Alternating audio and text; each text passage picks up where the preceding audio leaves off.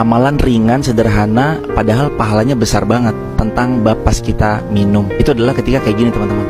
Kita kan sering banget nih, kita mau minum, botol di tangan kiri, lalu kita buka begini, bismillah.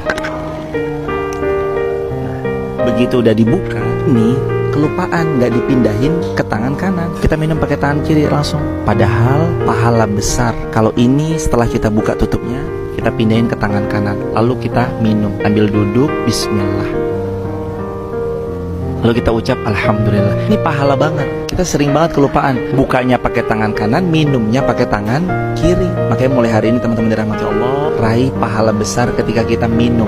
Minum sambil duduk berpahala, minum tangan kanan berpahala, minum baca bismillah berpahala, sesudah minum ucap alhamdulillah berpahala. Kalau minumnya panas jangan ditiup, berpahala.